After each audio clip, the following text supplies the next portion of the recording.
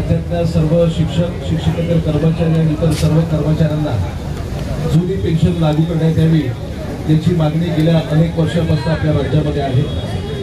मी स्वतः 3.5 वर्षापासून पदवीधर मतदारसंघाचा आमदार या नात्यानं आपले सर्व आंदोलन मी जवळून बघितलेले आहे। अनेक वेळा आपल्या सगळ्यांसोबत बैठकी झाल्या। जेव्हा महाविकास आघाडीचं सरकार होतं, कोरोनाचा काळ होता, त्या काळात सुद्धा त्या ठिकाणी सरकारने अशा पद्धतीचा निर्णय घ्यावा अशा पद्धतीची आग्रही भूमिका आमची सर्वांची होती। त्यानंतर सातत्याने राज्यभरामध्ये आपले आंदोलन झाले।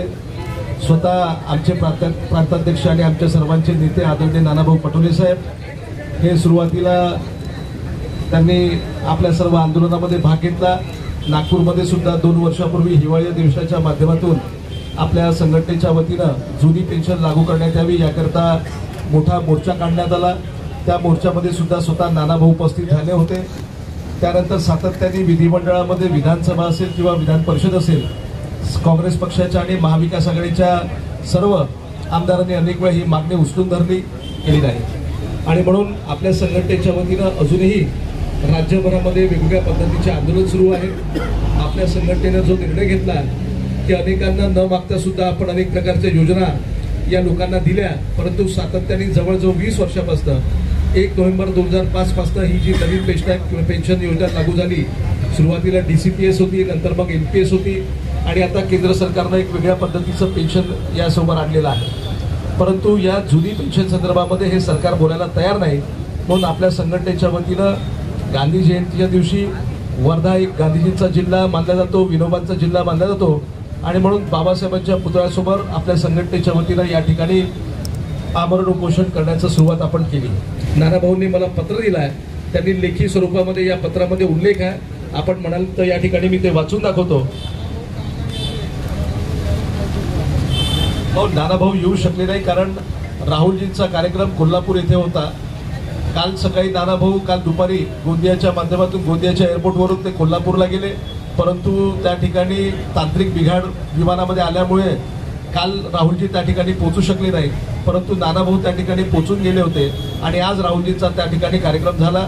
एक दुहेरी कार्यक्रम राहुलजींचा त्या ठिकाणी होता। शिवाजी महाराजांचा पुतळा त्याचं अनावरण त्या ठिकाणी होतं आणि मग काँग्रेस पक्षाचा मेळावा होता। त्याच्यामुळे आमचे राष्ट्रीय नेते त्या ठिकाणी असल्यामुळे नानाभाऊ त्यांना तिथे उपस्थित राहणं हे गरजेचं होतं आणि म्हणून नानाभाऊंनी ही जबाबदारी माझ्यावर सोपवली। माझी आपल्या सर्वांना हात जोडून विनंती आहे की आपण या राज्याचे अत्यंत महत्त्वाचे घटक आहेत। आपण शिक्षक आहात, आपल्यासोबत अनेक कर्मचारी संघटना आहेत, शिक्षकेतर कर्मचारी संघटना आहे आणि आपण या राज्याच्या सर्व प्रकारच्या प्रगतीमध्ये किंवा या राज्याच्या विकासामध्ये आपली महत्त्वाची भूमिका आहे आणि म्हणून आमची आग्रहाची विनंती आहे की शिर्डीमध्ये उद्धव ठाकरे साहेब असतील, नानाभाऊ असतील, या सर्व नेत्यांनी आपल्याला शब्द दिलेला आहे की आमच्या राज्यामध्ये या विधानसभेच्या निवडणुकीमध्ये सरकार आलं तर पहिलं त्या ठिकाणी कॅबिनेटच्या मीटिंगमध्ये आम्ही या राज्यामध्ये आपल्या सर्व लोकांना जुनी पेन्शन लागू करणार अशा पद्धतीचं नानाभाऊंनी स्टेटमेंट दिलं होतं आणि तशाच पद्धतीचं तशा आशयाचं पत्र हे लेखी स्वरूपात नानाभाऊंनी दिलं।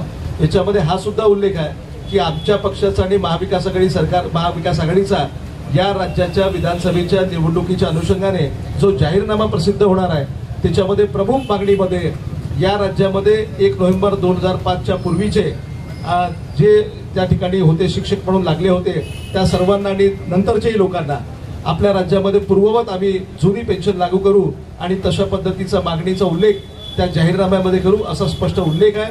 तशाच आशयाचं पत्र नानाभाऊंच्या स्वाक्षरीने मी आपल्यासमोर आणलेलं आहे। आपण जर आपली परवानगी असेल तर मी या ठिकाणी वाचून दाखवतो।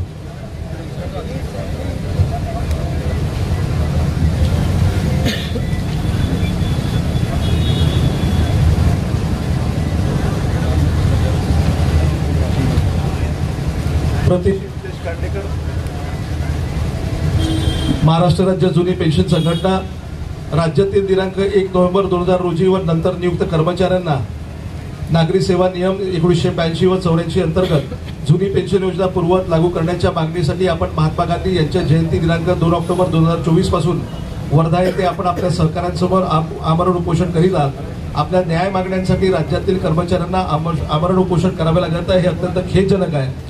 भारतीय राष्ट्रीय काँग्रेस पक्ष राज्यातील नव्हे तर देशातील कर्मचाऱ्यांना जुनी पेन्शन योजना पूर्ववत लागू करण्यासाठी आग्रही आहे आणि अनेक राज्यात आम्ही जुनी पेन्शन योजना लागू केलेली आहे। महाराष्ट्र राज्यातील सर्व कर्मचाऱ्यांना जुनी पेन्शन योजना पूर्ववत लागू करणे हे आमचं पक्षीय धोरण असल्याचे आम्ही वेळोवेळी आपल्यास आश्वासित केलेले आहे।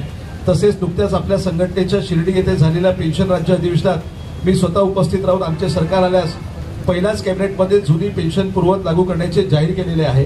दिनांक 2 ऑक्टोबर 2024 पासून आपण सातत्याने आमरण उपोषण करीत आहात आणि दिवसेंदिवस आपली आणि उपोषणकर्त्यांची प्रकृती खालावत आहे, ही गोष्ट चिंताजनक आहे। मी आपणास पुन्हा आश्वासित करतो की येत्या विधानसभा निवडणुकीमध्ये पक्षाच्या जाहीरनाम्यात जुनी पेन्शन योजना पूर्ववत लागू करण्याचा विषय घेऊन आमचे सरकार आल्यास पहिल्याच कॅबिनेटमध्ये जुनी पेन्शन लागू करण्यात येईल।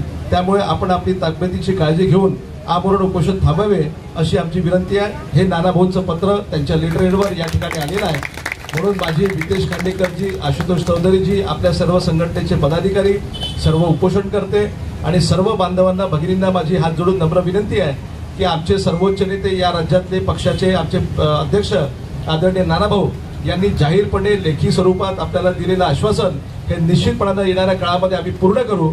आमच्यासोबत असलेले जे काही घटक पक्ष आहेत आणि विशेष करून या राज्याचे माजी मुख्यमंत्री उद्धव ठाकरे साहेब यांनी सुद्धा शिर्डीच्या आपल्या अधिवेशनामध्ये तशा पद्धतीचा सुतोवाच केला आणि म्हणून महाविकास आघाडीच्या वतीनं आणि विशेष करून काँग्रेस पक्षाच्या वतीनं, नानाभाऊंच्या वतीनं मी आपल्याला विनंती करतो, वितेशजी आणि त्यांचे सहकारी सर्व उपोषणकर्ते यांना आम्ही विनंती करतो की आपण हे उपोषण मागे घ्यावं आणि निश्चितपणानं 1.5-2 महिन्याच्या काळानंतर या राज्यामध्ये जी सरकार बनेल त्याच्यामध्ये आश्वासित केल्याप्रमाणे आपले सर्व प्रश्न याच्या माध्यमातून सोडवले जाईल।